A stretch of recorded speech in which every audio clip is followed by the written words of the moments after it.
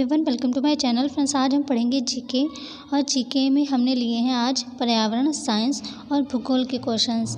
और सभी क्वेश्चंस बहुत ज़्यादा इंपॉर्टेंट क्वेश्चन हैं, तो वीडियो को बिल्कुल भी स्किप ना करें और एंड तक बने रहें वीडियो में। और फ्रेंड्स, हमारे चैनल पर नए हैं तो चैनल को सब्सक्राइब ज़रूर कर दीजिए और साथ ही बेल आइकन को भी प्रेस कर दीजिए। तो चलिए फ्रेंड्स, वीडियो स्टार्ट करते हैं। हम जो अब सबसे पहले पढ़ेंगे वो हम पढ़ेंगे शैल। जो शैल होती हैं भूगोल के अंतर्गत आती हैं, ये अग्नेय शैल, अवसादी शैल, कायांतरित शैल। तो इनके बारे में सबसे पहले हम जानेंगे अग्नेय शैल के बारे में।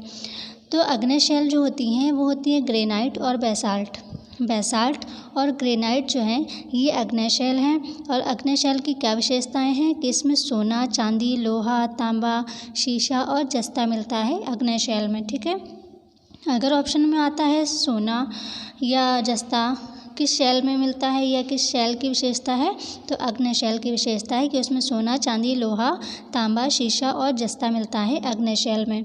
और अग्नेय शैल के उदाहरण हैं ग्रेनाइट और बेसाल्ट। नेक्स्ट है अवसादी शैल। अवसादी शैल में आता है चूना पत्थर, बलुआ, स्लेट और लिग्नाइट। ये सभी अवसादी शैल के उदाहरण हैं। और अवसादी शैल में जो मिलती हैं चीज़ें वो क्या हैं, खनिज तेल और बहुमूल्य खनिज। अवसादी शैल में खनिज तेल और बहुमूल्य खनिज मिलते हैं अवसादी शैल में। इसके बाद आता है कायांतरित शैल। कायांतरित शैल वो होती हैं जो दूसरी शैल से रूपांतरित होकर जो बनती हैं वो कायांतरित शैल होती हैं, जैसे संगमरमर, कोयला, हीरा, ग्रेफाइट, नीस और लोहा। ये सभी कायांतरित शैल हैं। और फ्रेंड्स, लोहा जो है वो अग्नेय शैल में भी मिलता है। लोहा अग्नेय शैल में भी मिलता है और कायांतरित शैल में भी लोहा पाया जाता है। तो कायांतरित शैल जो है संगमरमर, कोयला, हीरा, ग्रेफाइट, नीस और लोहा है। ठीक है, नेक्स्ट क्वेश्चन, शाश्वत नगर किसे कहते हैं? तो शाश्वत नगर रोम को कहते हैं, रोम को शाश्वत नगर कहते हैं। नेक्स्ट, देशांतर रेखाओं की कुल कितनी संख्या है? तो देशांतर रेखाओं की कुल संख्या जो है वह है 360। नेक्स्ट, नदी द्वारा निर्मित घाटी अंग्रेजी के किस अक्षर के समान होती है? तो नदी द्वारा निर्मित घाटी अंग्रेजी के वी अक्षर के समान होती है। जो वी घाटी है, अगर एग्जाम्स में आता है वी घाटी किसके द्वारा निर्मित होती हैं, तो वी घाटी जो हैं वो नदी के द्वारा निर्मित होती हैं। और हिम नदी के अपर्दन से बनी घाटी जो है वह अंग्रेजी के किस अक्षर के समान होती है? तो हिम नदी के अपर्दन से जो घाटी बनती है वह अंग्रेजी के यू अक्षर के समान होती है। तो अगर पूछा जाए यू अक्षर के समान घाटी जो है वह किससे बनती है, तो हिम नदी के अपर्दन से बनती है यू घाटी। और वी घाटी जो है वो नदी के द्वारा बनती हैं और हिम नदी से यू आकार की घाटी बनती हैं। नेक्स्ट, सबसे बड़ा डेल्टा कौन सा है? सबसे बड़ा डेल्टा सुंदरवन का डेल्टा है। नेक्स्ट, भारत में चिड़िया के पंजों के समान कौन सा डेल्टा है? तो भारत में चिड़िया के पंजों के समान जो डेल्टा है वह है कृष्णा का डेल्टा। नेक्स्ट, भारत का सबसे गर्म स्थान कहाँ है? तो भारत का सबसे गर्म स्थान है राजस्थान में श्री गंगानगर। नेक्स्ट, वन जो हैं किस सूची के विषय हैं? तो वन जो हैं समवर्ती सूची के विषय के अंतर्गत आते हैं। और इसरो उपग्रह केंद्र कहाँ है? तो इसरो उपग्रह केंद्र जो है वो बेंगलुरु में है। इसरो कहाँ है? बेंगलुरु में। नेक्स्ट, एजुसेट एक उपग्रह था, मतलब लॉन्च किया गया था। एक उपग्रह जो कृत्रिम उपग्रह होते हैं ना, वो एजुसेट कब और कहाँ से लॉन्च किया गया था? तो एजुसेट 20 सितंबर 2004 को सतीश धवन अंतरिक्ष केंद्र श्रीहरिकोटा से शिक्षा कार्य के लिए स्थापित किया गया था। नेक्स्ट, एक आहार श्रृंखला का प्रारंभ किससे होता है? एक आहार श्रृंखला जो होती है, जैसे कि हमने पर्यावरण में पढ़ा है आहार श्रृंखला जो कि पिरामिड के समान होती है। तो एक आहार श्रृंखला का प्रारंभ किससे होता है? तो एक आहार श्रृंखला का प्रारंभ सदैव उत्पादक से होता है और इसके बाद जो है उपभोक्ता के विभिन्न स्तर जुड़ते जाते हैं। नेक्स्ट, आरबीसी का मुख्य कार्य क्या होता है? रेड ब्लड सेल्स जो होते हैं, लाल रक्त कणिकाएँ, उनका शरीर में क्या कार्य होता है? तो आरबीसी का मुख्य कार्य शरीर की प्रत्येक कोशिका में ऑक्सीजन पहुंचाना और कार्बन डाइऑक्साइड को वापस लेना है। ये किसका काम है? ये है आरबीसी का। नेक्स्ट, डब्ल्यूबीसी की संख्या कब बढ़ जाती है? डब्ल्यूबीसी यानी वाइट ब्लड सेल्स, इनकी संख्या कब बढ़ जाती है? रोगी अवस्था में। जब कोई बीमार होता है तो उसके शरीर में डब्ल्यूबीसी की संख्या बढ़ जाती है। नेक्स्ट, होम्योपैथी की खोज किसने की? तो होम्योपैथी की खोज हैनीमैन ने की थी। नेक्स्ट, विटामिन की खोज किसने की थी? विटामिन की खोज कैसिमिर फुंक ने की थी। वसा में घुलनशील विटामिन कौन सी है? तो वसा में जो घुलनशील विटामिन है वह है vitamin A, vitamin D, vitamin के, विटामिन ई। ये सभी विटामिन जो हैं ए, डी, के, ई, ये वसा में घुल जाती हैं। नेक्स्ट, जल में घुलनशील विटामिन कौन सी है? तो जल में जो विटामिन घुल जाती है वो है विटामिन बी और विटामिन सी। और विटामिन बी में कौन सी? विटामिन बी कॉम्प्लेक्स जो होती है वो, और विटामिन सी, ये जो है जल में घुल जाती हैं। और बी और सी को छोड़कर सभी विटामिन जो हैं वसा में घुलनशील होती हैं। अगर अलग अलग नहीं याद करना है तो इस तरह से याद कर लीजिए कि जल में घुलनशील विटामिन बी और सी हैं, और इसके बाद जितने भी विटामिन हैं वह सभी वसा में घुलती हैं, वसा में घुलनशील होती हैं। नेक्स्ट, आरबीसी का जीवन काल कितना होता है? तो आरबीसी का जीवन काल 120 दिन का होता है। लगभग जो है 120 दिन की औसत आयु होती है शरीर में आरबीसी की। ठीक है। नेक्स्ट, पृथ्वी की मुख्यतः कितनी परतें हैं? पृथ्वी की जो परतें होती हैं तो 3 परतें होती हैं मुख्यतः। सबसे पहली जो होती है यानी सबसे ऊपर जो होती है वो होती है सियाल, और बीच में जो होती है वो होती है सीमा, और सबसे निचली परत को कहते हैं नीफे। तो पृथ्वी की मुख्यतः 3 परतें हैं, सियाल, सीमा और नीफे। सबसे ऊपरी भाग को सियाल कहते हैं। महाद्वीपों की रचना सियाल से हुई मानी जाती है। और बीच वाली परत को सीमा और सबसे निचली परत को नीफे कहते हैं। विश्व का सबसे ऊंचा और विस्तृत पठार कौन सा है? तो तिब्बत का पठार सबसे विस्तृत और सबसे ऊंचा है। तिब्बत का पठार, इसे पामीर का पठार और प्याजी पर्वत भी कहा जाता है। एशिया का सबसे बड़ा और सबसे छोटा देश कौन सा है? तो एशिया का सबसे बड़ा देश है चीन, और सबसे छोटा देश है मालदीव। नेक्स्ट, एशिया में सबसे अधिक वर्षा वाला स्थान कौन सा है?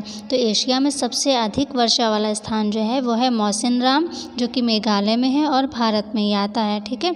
भारत में मेघालय में एक जगह है, एक स्थान है जिसको मौसिनराम कहते हैं, उसका नाम है मौसिनराम, और ये एशिया का सबसे अधिक वर्षा वाला स्थान है। और इससे पहले क्या था?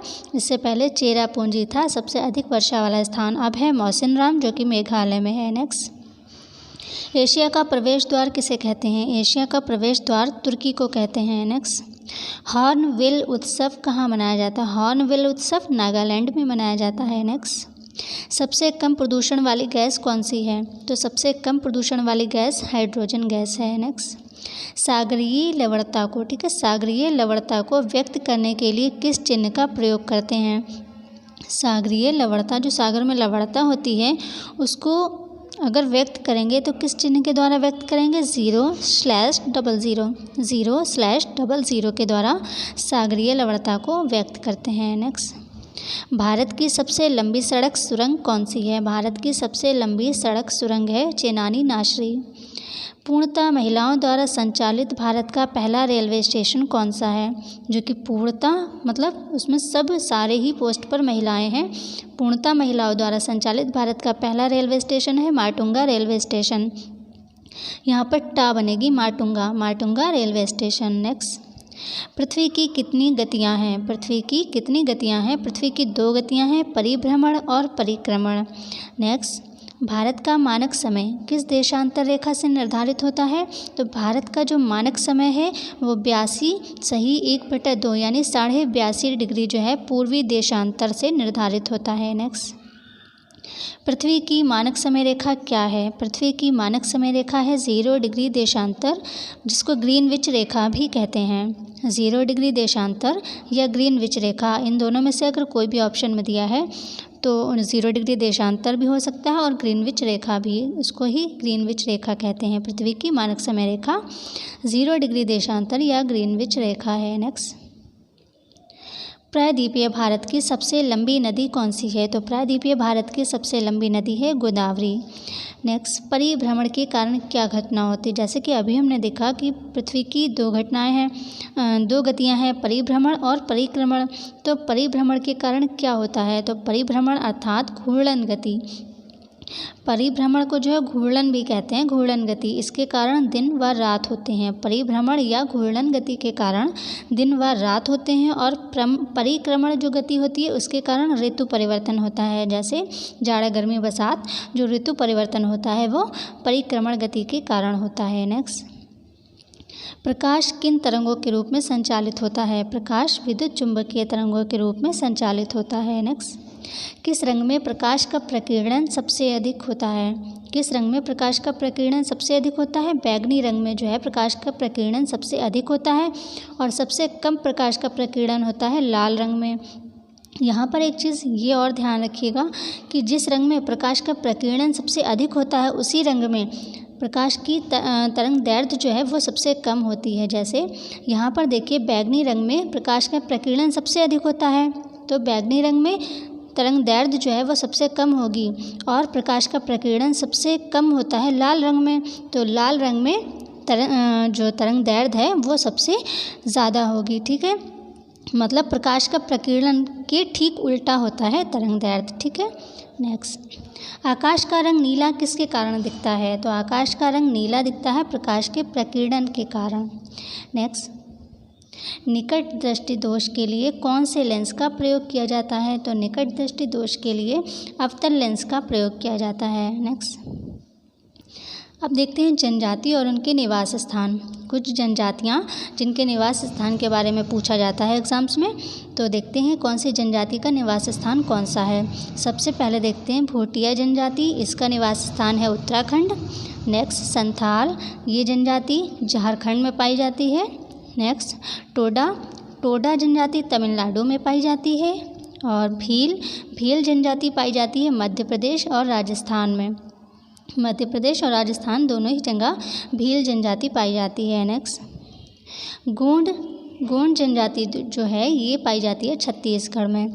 थारू जनजाति तराई क्षेत्र में पाई जाती है। तराई क्षेत्र जैसे कि पीलीभीत, बहराइच, लखीमपुर खीरी में, बहराइच में और पीलीभीत में थारू जनजाति पाई जाती है और ये सभी तराई क्षेत्र हैं। नेक्स्ट, नागा जनजाति कहाँ पाई जाती है? तो नागा जनजाति पाई जाती है नागालैंड में। और बुशमैन जो जनजाति होती है ये सबसे खतरनाक जो जनजाति कही जाती है। यहाँ इस जनजाति के लोग बहुत खतरनाक होते हैं। बुशमैन जनजाति ये पाई जाती है कालाहारी में। बुशमैन जनजाति कालाहारी में पाई जाती है। तो फ्रेंड्स, आज के वीडियो में फ़िलहाल बस इतना ही। वीडियो अच्छा लगा हो एक लाइक ज़रूर कर दीजिएगा। मिलते हैं अगले वीडियो में, तब तक के लिए take care and bye bye.